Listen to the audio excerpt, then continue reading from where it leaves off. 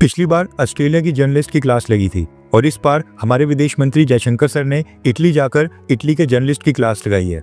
दरअसल इटली का media house है कोरिएरे डेला सेरा। जयशंकर सर G7 कंट्रीज के विदेश मंत्रियों की मीटिंग को अटेंड करने के लिए इटली गए हुए थे और वहीं पर कोरिएरे डेला सेरा ने जयशंकर सर का इंटरव्यू किया और रशिया, यूक्रेन, इजराइल, फलस्तीन और कई ग्लोबल इश्यूज के ऊपर जयशंकर सर को घेरने की कोशिश की, भारत के ऊपर सवाल खड़े किए।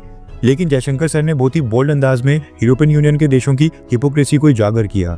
जयशंकर सर ने रशियन क्रूड ऑयल परचेज करने के ऊपर बोला कि दुनिया के इस हिस्से यानी कि वेस्टर्न देशों को ये समझना होगा कि हर रीजन के अपने खुद के इंटरेस्ट होते हैं।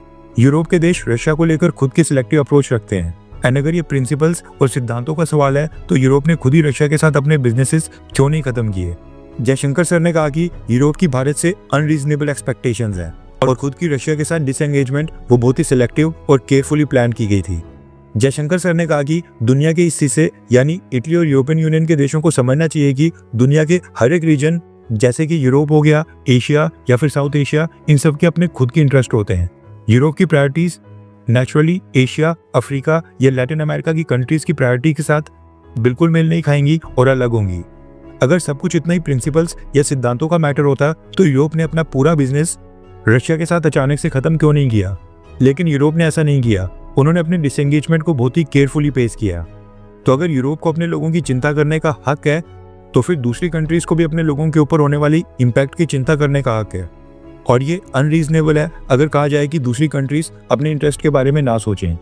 जयशंकर सर ने आगे पूछा कि इंडिया क्यों क्रूड ऑयल के लिए हायर प्राइसेस और ज्यादा कीमतें पे करे, वो भी सिर्फ यूरोप के देशों को खुश करने के लिए। एक बात समझनी जरूरी है, यूरोप भी पहले रशिया से एनर्जी इंपोर्ट कर रहा था, फिर यूरोप ने दूसरे प्रोड्यूसर से लेना शुरू कर दिया जिसने मार्केट के ऊपर प्रेशर डाला। तो हम क्या करें, सिर्फ आपको खुश करने के लिए ज्यादा प्राइसेस पे करें। जयशंकर सर ने आगे कहा कि लाइफ इज अबाउट रिस्पेक्टिंग दूसरी कंट्रीज के क्या इंटरेस्ट हैं, ना कि सब कुछ अपने हिसाब से करने की। रशिया यूक्रेन कॉन्फ्लिक्ट के रेजोल्यूशन के ऊपर भारत की क्या पोजीशन है उसके बारे में जब पूछा गया तो जयशंकर सर ने दोहराया कि भारत की सरकार डिप्लोमेसी और डायलॉग के जरिए वॉर खत्म करने का समर्थन करती है। हमारा मानना है कि कॉन्फ्लिक्ट को खत्म करने के लिए डिप्लोमेसी होनी चाहिए और आज की डेट में हम यही कोशिश कर रहे हैं। रशिया या फिर यूक्रेन क्या चाहते हैं ये तभी पता चलेगा जब नेगोशिएशंस के लिए दोनों देश आपस में बैठेंगे। आज के टाइम में दुनिया में 2 मेजर कॉन्फ्लिक्ट्स एक साथ चल रहे हैं। इसके कारण पूरा इंटरनेशनल सिस्टम उसके ऊपर बहुत ही स्ट्रेस पड़ रहा है और हम दर्शक बनकर बिल्कुल नहीं देख सकते हैं और ये नहीं कह सकते हैं कि बस चलने दें।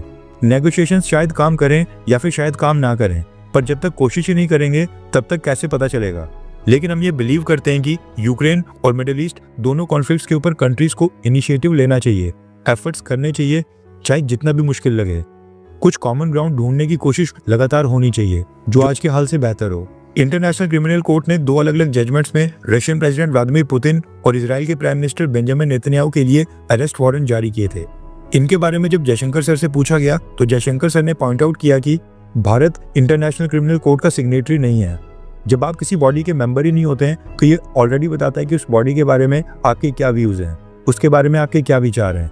यानी कि इंटरनेशनल क्रिमिनल कोर्ट ने प्रेसिडेंट पुतिन और Israeli prime minister Benjamin Netanyahu को लेकर जो भी अरेस्ट वारंट जारी किए हैं, भारत उनको बिल्कुल नहीं मानता है, ना ही उसके ऊपर हम एक्ट करेंगे।